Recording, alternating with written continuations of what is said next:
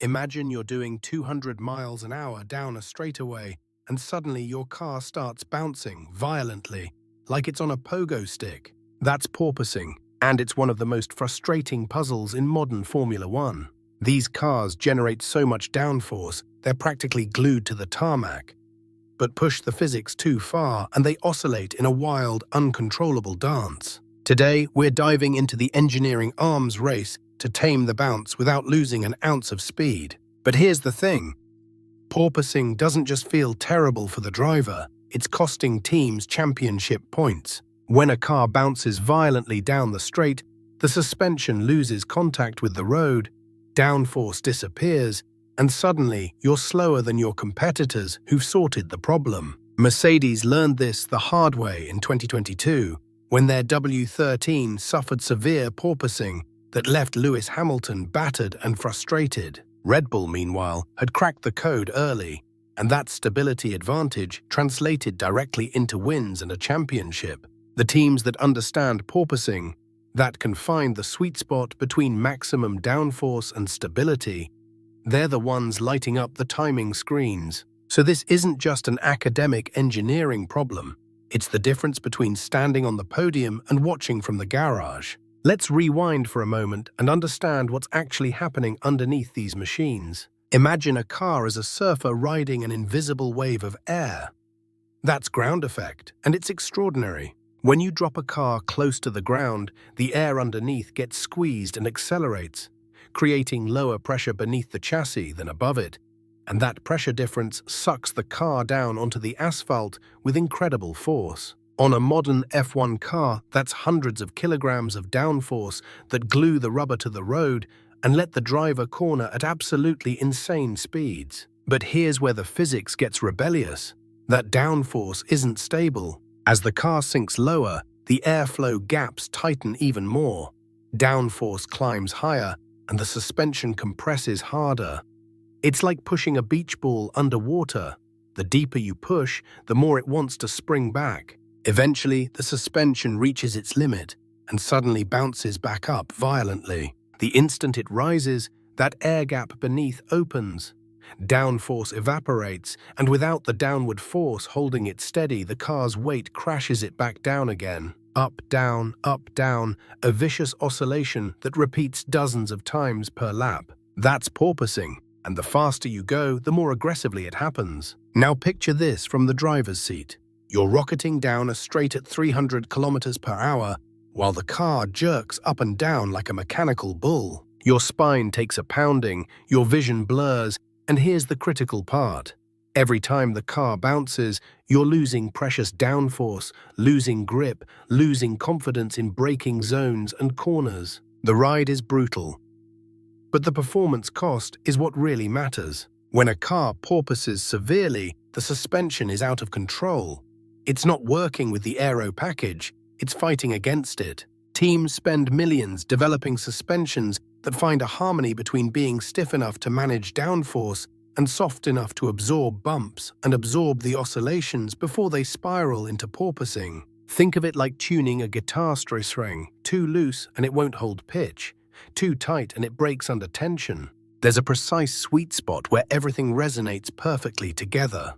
The teams hunting that sweet spot are experimenting with bump stops, mechanical buffers that resist compression only at extreme depths, adjusting spring rates, tweaking ride heights millimeter by millimeter, sometimes even redesigning bodywork to alter the airflow character itself. Red Bull's early mastery came from understanding how to balance load transfer, aerodynamic sensitivity, and mechanical compliance in a way that kept porpoising at bay. Meanwhile, Mercedes was fighting a car that was fundamentally prone to the problem, and no amount of setup changes could fully eliminate it. A harsh lesson in how deeply porpoising is baked into a car's fundamental design. It's not just about comfort. It's about who cracked the code and who didn't.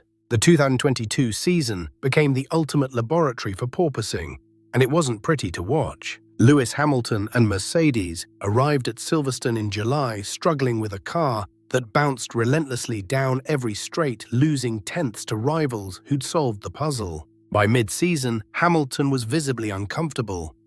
The sustained vertical oscillations were so violent, they were causing physical pain to the drivers, and more critically, they were costing lap time they couldn't afford to lose. Red Bull and Ferrari, meanwhile, had already cracked much of the code by finding setups and mechanical solutions that suppressed the phenomenon. For Mercedes, it was a humbling reminder that sometimes you can't engineer your way out of a fundamental aerodynamic flaw. You have to live with it and adapt. Rewind to 1993, though, and we find an earlier ancestor of this same struggle, when Williams and Ayrton Senna's car exhibited severe aerodynamic instability on high-speed circuits. Not quite porpoising as we define it now, but the same root cause.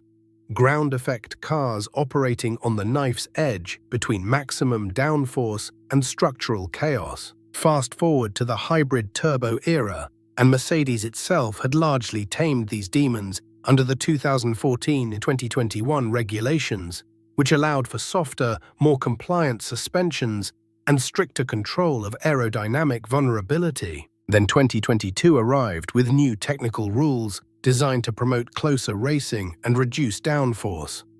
But the unintended consequence was that teams went hunting for every possible aerodynamic gain, pushing ground effect to dangerous extremes and resurrecting porpoising as a genuine performance differentiator. George Russell, also in a Mercedes, found that subtle changes in brake balance or tire pressure could worsen the oscillation, meaning drivers and engineers had to communicate in real time about what the car was feeling, lap by lap. The teams that understood how to marry mechanical stiffness with aerodynamic sensitivity without triggering porpoising were the ones winning races.